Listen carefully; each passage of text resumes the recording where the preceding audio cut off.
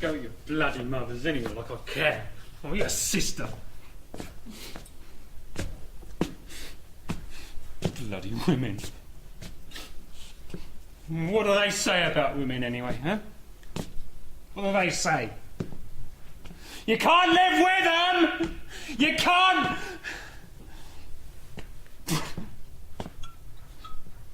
Bloody women.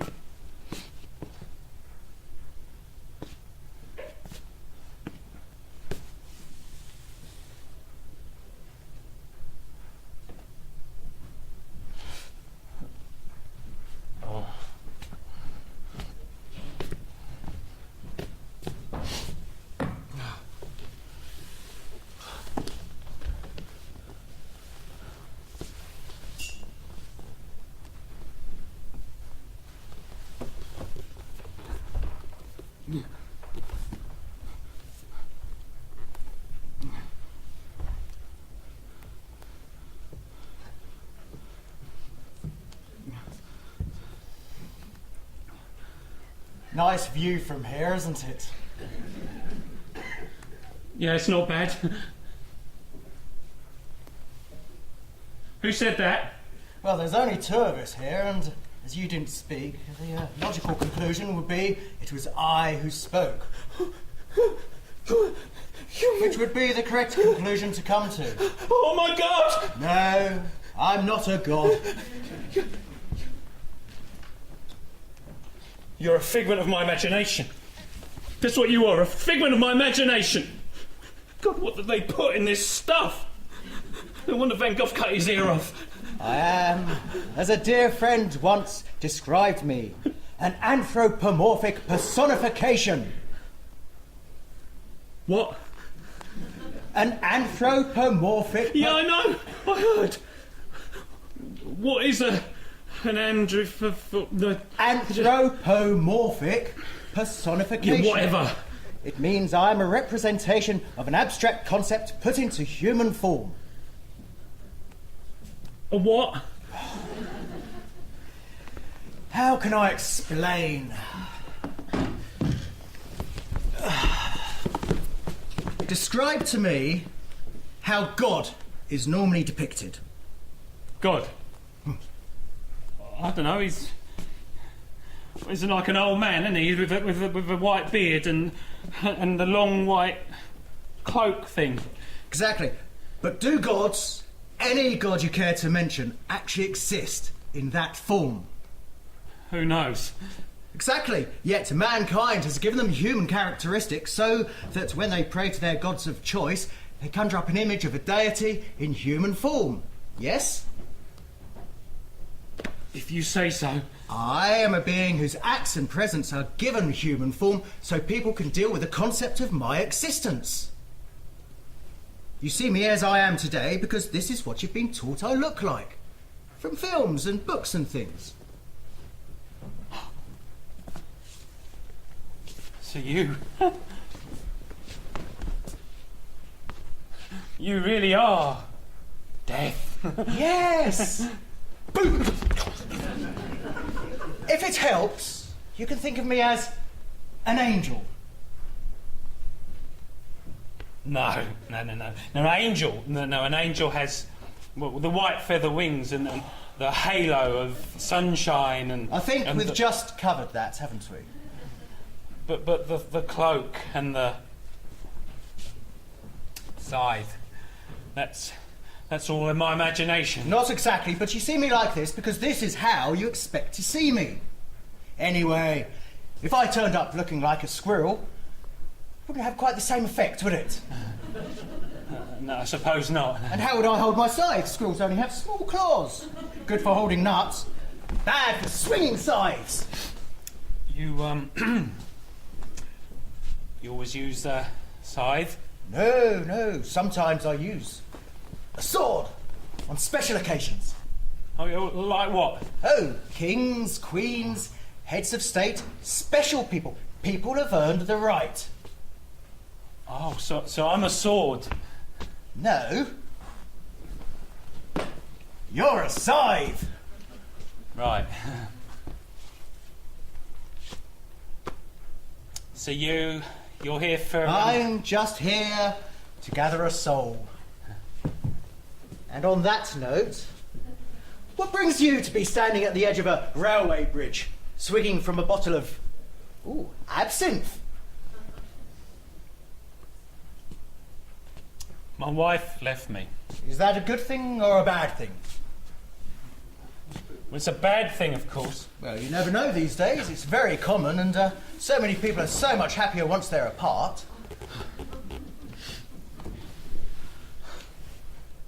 We've been together 20 years. 20 bloody years. Out of the blue, she leaves me. She didn't even have the guts to tell me to my face. She left a note on the mantelpiece. What a cliche. Dear Neil, I'm leaving you. Do not follow me. Do not try to contact me. You'll be hearing from my solicitor in due course. Even took the dog. My bloody dog. She didn't even want that dog. Make a mess in the house. I suppose it's too obvious to us. You have tried calling her, haven't you? Oh, of course I've tried. Changed her number. Ah. And she left you because... Because I worked too hard. Too many long hours in the office, too little time at home. And? Too many hours in the pub. And my little flutters on the GGs. And the occasional affair. And the arguments. But look, I never hit her or anything. Well, that's one thing, I suppose. Oh, God, I've cocked up, haven't I? Well, I'll be the one having the last laugh. Meaning what exactly? Oh, as if you didn't know. Came here tonight to...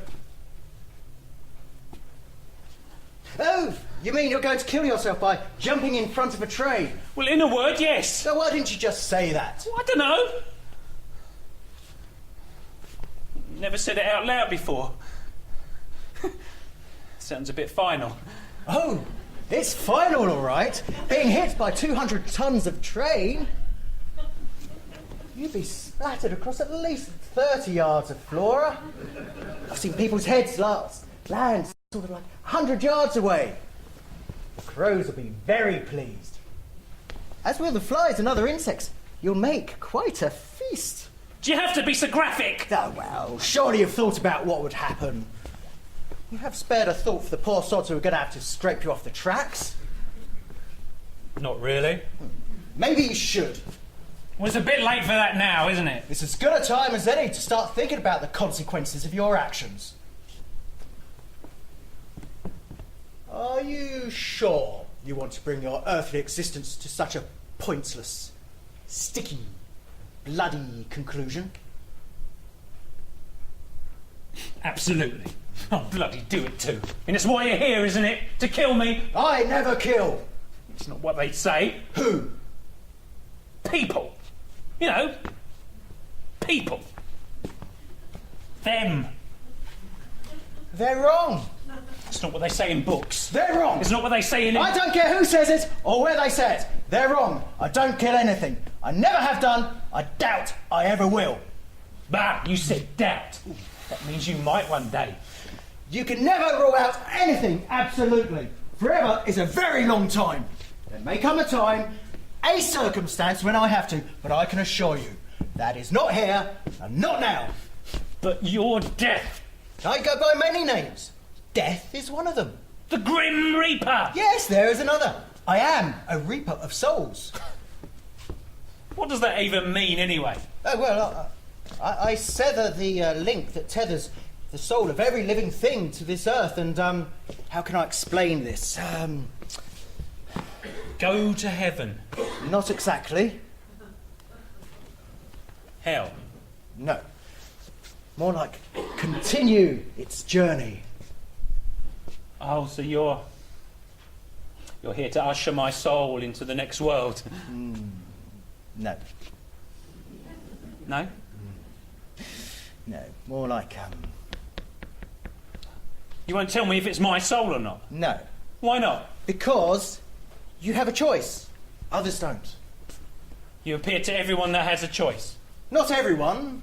Some people make up their own minds without me, one way or the other. You think I might need more persuading? Not persuading. Bit more time, maybe. Well, if you're going to take my soul, aren't you supposed to challenge me for it? To a game, you mean? Yeah.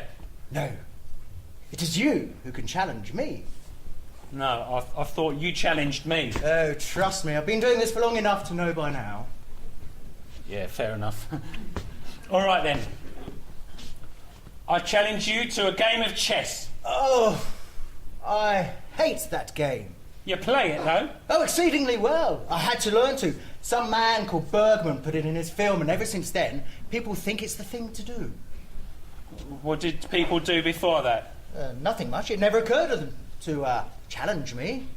Except for soldiers and knights. They used to try and fight me. Anyone ever win? No, of course not. No. So you don't like games, then? Oh, on the contrary. I quite like a game of solitaire. Yeah, well, that's a game for one person. Oh, you mean games with other people? Yeah. I'm rather partial to a game of Cluedo. Cluedo? Yeah, I think it's the theme that appeals to me. Oh, I can see that. And 3-card brag, it's nice and quick, you see. You deal out the cards, turn them over, and winner takes all. Charming. And hungry hippos is jolly good fun. Hungry hippos? Now that's a game I can play. Ah. Being an uncle has its advantages. I've never lost a game yet. Right then. Hungry hippos it is. I'll get the box. Oh, come on! Oh, come on! Oh, get in, you pink plastic son of a bitch!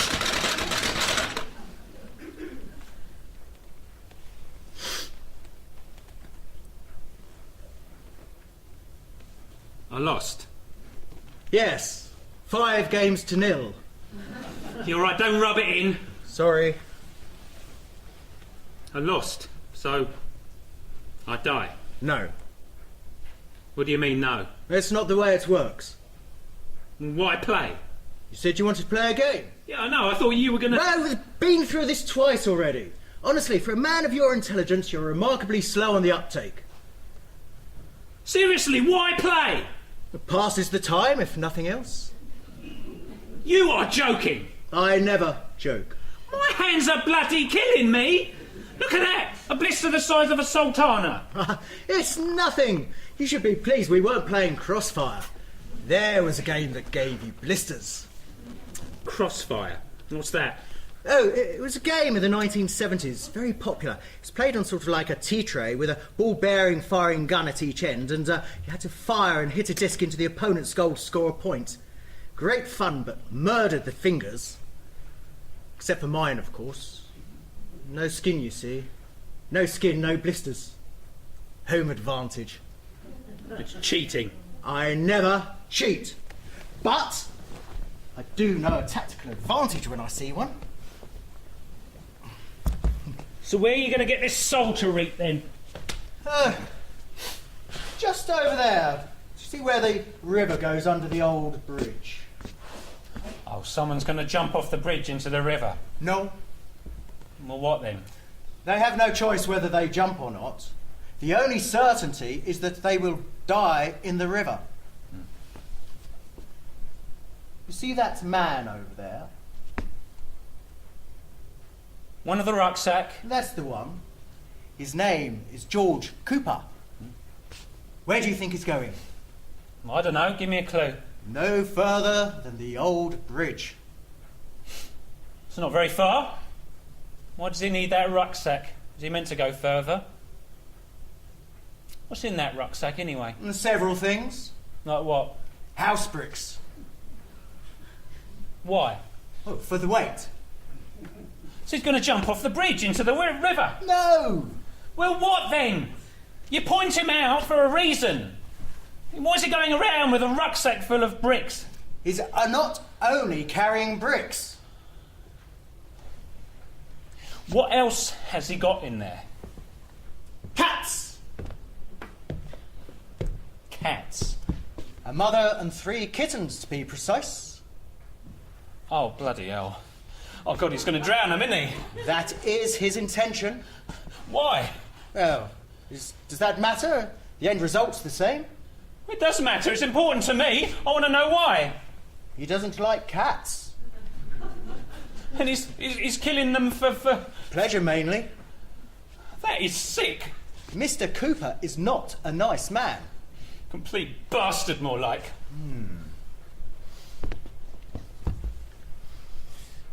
It's funny, isn't it? What is? Well, there's a feline family over there that will do anything to survive one more day, but probably won't. And then there's you, who's trying to do the exact opposite. It's different. Ah, different how? Well, it's my choice. Yes, and it's a choice that's been taken away from them. Isn't there anything you can do? Me? No. Why?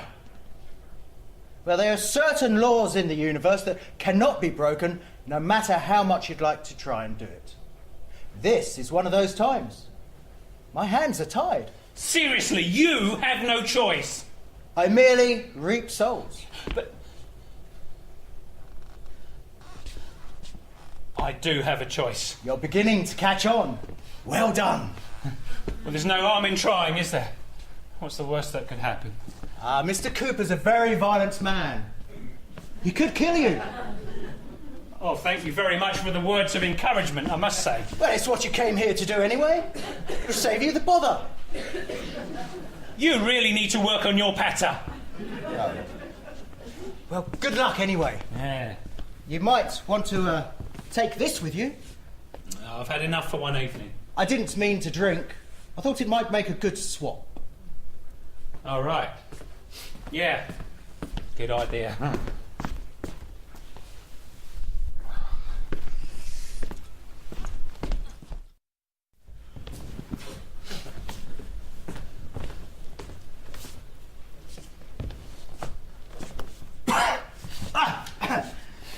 Success! No.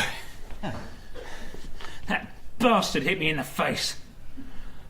He took the bottle and threw the bag in the river. I'd call that a success. No. I opened the bag up and I looked inside and, well, the mother and 2 of the kittens, they were fine, but there was water in the bag and right at the bottom, this little fella, he didn't make it. But the others, they are alive. Yeah. I mean, they scampered off into the undergrowth. But that little kitten, I mean, God, I tried to revive him. I really did. I just laid him under a tree. I know. I saw. You saw? You came and watched? No, I had to be there. I had to release a soul. You thought it was going to be my soul. You thought he was going to kill me. I never said your soul. I only ever said a soul. Well, on that note, I've got my appointment with the Stansted Express. Oh, I'm afraid you've missed it. I can't have done, I would have heard it. Oh, it passed some time ago. I can't have done it. I never lie.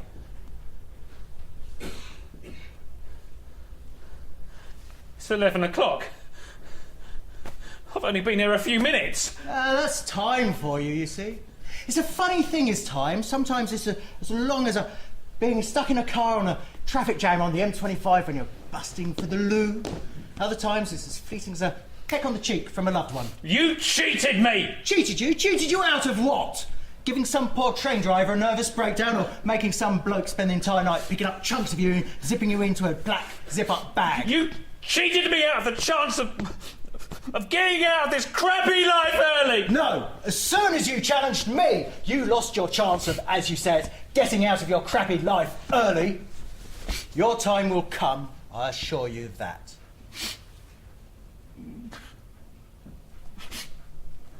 When? That depends. Depends on the choices you take. Choices. Choices. You know, you made a good choice tonight. We will meet again. And if you learn from tonight, I may well bring the sword.